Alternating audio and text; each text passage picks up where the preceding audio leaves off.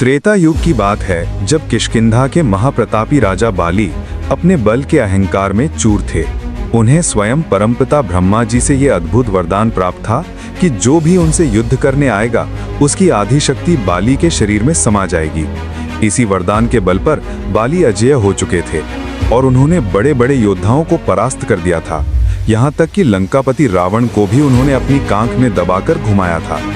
एक दिन अहंकार में अंधे बाली ने मर्यादा पुरुषोत्तम भगवान श्री राम के विषय में कुछ अपमानजनक वचन कह दिए। ये बात जब महाबली पवन पुत्र हनुमान जी के कानों तक पहुंची, जो उस समय अपने आराध्य प्रभु श्री राम की भक्ति में लीन थे, तो उनका मन आहत हो गया। अपने प्रभु का अपमान सुनकर उनका शांत स्वरूप क्रोध से भर गया।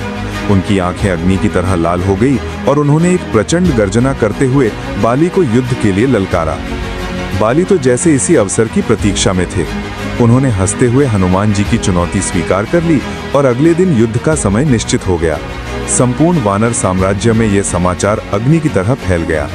सभी जानते थे कि हनुमान जी अतुलित बल के स्वामी हैं, परंतु बाली के वरदान के आगे उनकी शक्ति भी आधी रह जाएगी, इसलिए सभी चिंतित थे।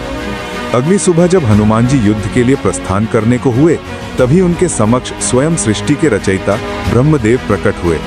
उन्होंने हनुमान जी को रोकते हुए कहा, हे अंजनी पुत्र, मैं जानता हूं कि आप अपने प्रभु के अपमान का प्रतिशोध लेने के लिए आतुर हैं, परंतु आप अपनी संपूर्ण शक्ति के साथ बाली से युद्ध करने नहीं जा सकते। हनुमान जी ने विनम्रता से पूछा, क्यों ब्रह्मदेव, क्या आपको मेरे सामर्थ्य पर संदेह है? ब्रह्मदेव ने मुस्कुराते हुए कहा, पुत्र, मुझे आपके बल पर कोई संदेह नहीं है, परंतु मुझे बाली के प्राणों की चिंता है। मेरे ही वरदान के कारण उसकी मृत्यु निश्चित है यदि आप अपनी संपूर्ण शक्ति के साथ गए। जैसे ही आप युद्ध भूमि में उतरेंगे, आपकी आधी शक्ति बाली में समा जाएगी और उसका शरीर उस प्रचंड ऊर्जा को धारण नहीं कर पाएगा। आपका तेज इतना है कि उसका आधा अंश भी बाली के शरीर को भस्म कर देगा। यह सुनकर हनुमान जी चिंतित हो गए। उन्होंने ब्रह्मदेव से इसका उपाय पूछा। तब ब्रह्मदेव ने कहा, हे पवन पुत्र, आप एक कार्य कीजिए, अपनी कुल शक्ति के 9 हिस्सों को अपने आराध्य प्रभु श्री राम के चरणों में समर्पित कर दीजिए और केवल 10वें हिस्से की शक्ति लेकर युद्ध भूमि में जाइए। अपने प्रभु का नाम सुनते ही हनुमान जी का क्रोध शांत हो गया। उन्होंने ब्रह्मदेव की आज्ञा का पालन किया और अपनी अधिकांश शक्ति को मानसिक रूप से श्री राम को सौंपकर केवल एक अंश मात्र शक्ति के साथ युद्ध के लिए निकल पड़े।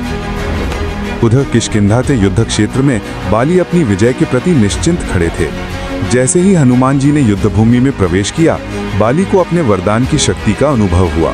हनुमान जी की शक्ति का आधा हिस्सा, यानी उनके 10वें भाग का भी आधा, बाली के शरीर में प्रवेश करने लगा।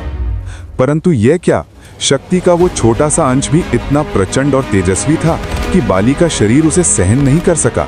उसकी नसें फटने लगी, शरीर अग्नि की तरह तपने लगा और उसे ऐसा अनुभव हुआ मानो उसके भीतर ऊर्जा का एक महासागर उफान पर हो, जो उसके अस्तित्व को ही मिटा देना चाहता हो। वो पीड़ा से चिल्लाने लगे और भयभीत होकर पीछे हटने लगे।